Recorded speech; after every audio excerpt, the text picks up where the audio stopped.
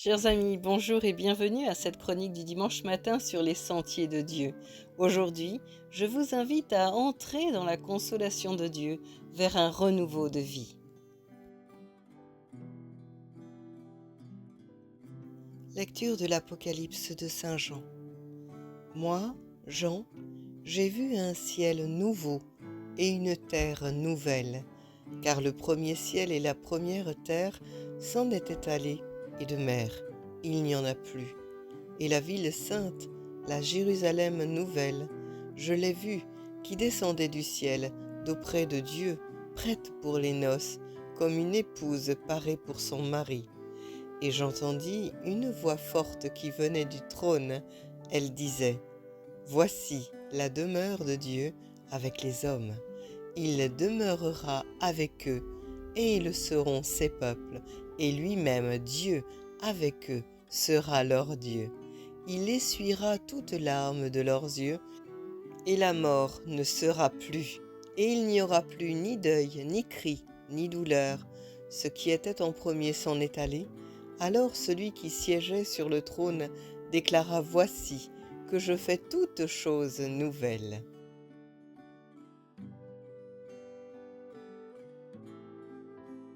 Magnifique livre de l'Apocalypse qui est celui de la révélation. Saint Jean, visité par Dieu, reçoit toutes ces révélations d'en haut et nous les transmet.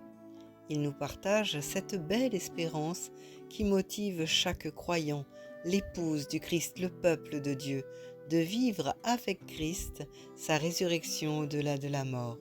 C'est la vie qui l'emporte, dans la nouvelle Jérusalem céleste où règne Dieu sur une nouvelle terre, un ciel nouveau.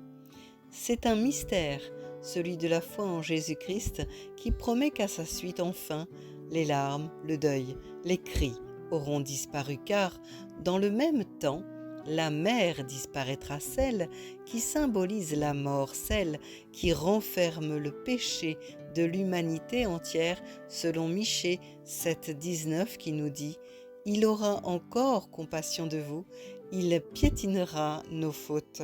Seigneur, tu jetteras au fond de la mer tous leurs péchés. Voici qu'en Jésus-Christ, le péché, la mort, la condamnation ne tiennent plus.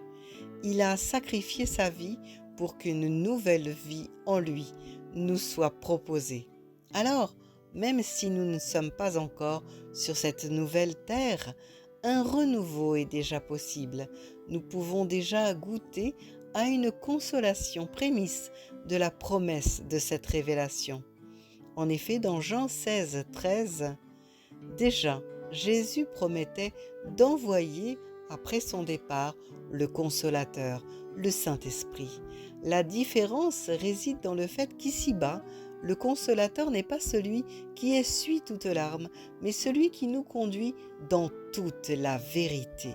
Alors, soyons sincères, repentants et dans la vérité, car la justice de Dieu sera triomphante, quoi que nous vivions aujourd'hui. Ce qui nous est demandé alors, c'est de lui faire confiance, car il nous consolera au-delà de ce que l'on imagine en son temps. Restons dans l'adoration, aimons Dieu et apprenons à nous aimer les uns les autres, car Dieu est souverain.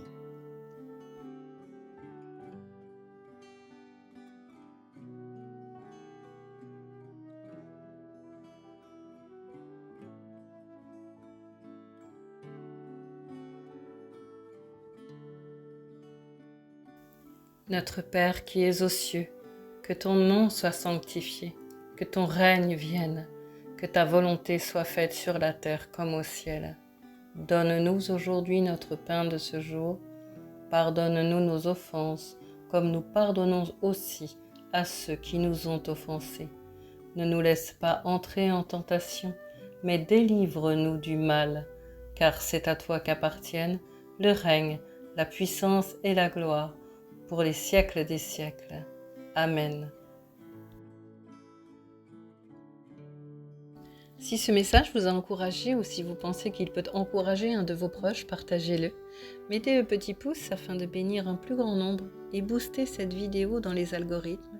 Abonnez-vous pour recevoir la chronique de dimanche prochain. Prenez bien soin de vous. Belle semaine à chacun et à dimanche prochain.